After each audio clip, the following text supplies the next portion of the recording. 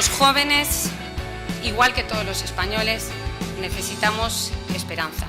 Necesitamos un gobierno fuerte, un gobierno ilusionante, un gobierno preparado, un gobierno, en definitiva, liderado por nuestro presidente Mariano Rajoy.